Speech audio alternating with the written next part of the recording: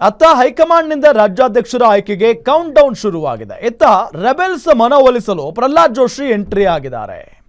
ಎಲ್ಲರನ್ನೂ ವಿಶ್ವಾಸಕ್ಕೆ ತೆಗೆದುಕೊಳ್ಳಲು ಮುಂದಾಗಿದ್ದಾರೆ ಹೈಕಮಾಂಡ್.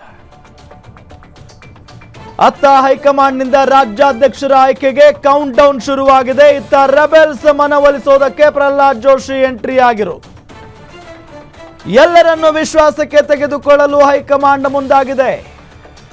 ದಾವಣಗೆರೆ ಜಿಲ್ಲಾ ಬಿಜೆಪಿ ಅಸಮಾಧಾನಕ್ಕೆ ಹೈಕಮಾಂಡ್ ಮದ್ದು ಹರಿಯೋದಕ್ಕೆ ನಿಂತ್ಕೊಂಡಿರೋದು. ಇವತ್ತು ಪ್ರಹ್ಲಾದ್ ಜೋಶಿ ಅವರ ನೇತೃತ್ವದಲ್ಲಿ ಸಂಧಾನ ಸಭೆ ನಡೆಯೋದು ಫಿಕ್ಸ್. ಈಗಾಗಲೇ ಸಿದ್ದೇಶ್ವರ್ ಮತ್ತು ಬಿಪಿ ಹರೀಶ್ ಅವರ ಜೊತೆಗೆ ಜೋಶಿ ಮಾತುಕತೆಯನ್ನ ನಡೆಸಿದ್ದಾರೆ.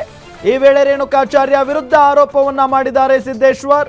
ಈ ಹಿನ್ನೆಲೆ ಇವತ್ತು ರೇಣುಕಾಚಾರ್ಯ ಟೀಮ್ ಜೊತೆ ಜೋಶಿ ಸಭೆಯನ್ನ ಮಾಡಲಿದ್ದಾರೆ. ದಾವಣಗೆರೆ ಸೋಲಿಗೆ ರೇಣುಕಾಚಾರ್ಯ ಕಾರಣ ಎಂದಿದ್ದಾರೆ ರೆಬೆಲ್ಸ್. ಇವತ್ತು ರೇಣುಕಾಚಾರ್ಯ ಬಳಿ ಸ್ಪಷ್ಟನೆ ಕೇಳಲಿದ್ದಾರೆ ಪ್ರಹ್ಲಾದ್ ಜೋಶಿ ಅವರು. ಅತ್ತ ಹೈಕಮಾಂಡ್ನಿಂದ ರಾಜ್ಯಾಧ್ಯಕ್ಷರ ಆಯ್ಕೆಗೆ ಕೌಂಟ್ ಡೌನ್ ಶುರುವಾಗಿದೆ.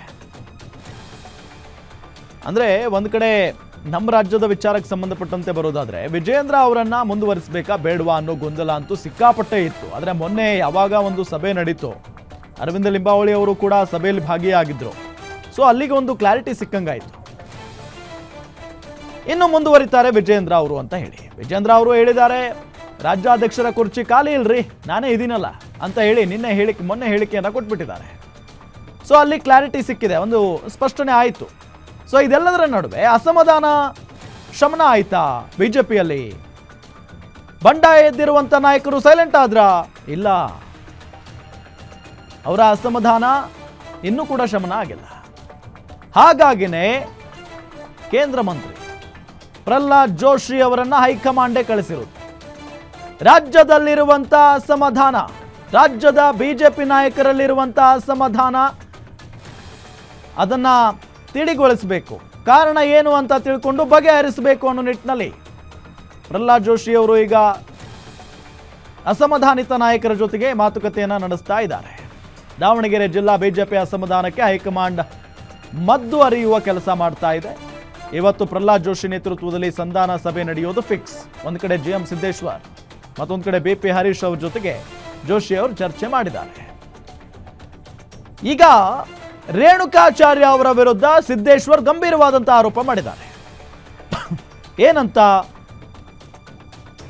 ರೇಣುಕಾಚಾರ್ಯ ನನ್ನ ಸೋಲಿಗೆ ಕಾರಣ, ದಾವಣಗೆರೆ ಸೋಲಿಗೆ ರೇಣುಕಾಚಾರ್ಯ ಕಾರಣ ಅಂತ ರೆಬೆಲ್ಸ್ ಹೇಳಿಕೆಯನ್ನ ಕೊಟ್ಟಿದ್ರು.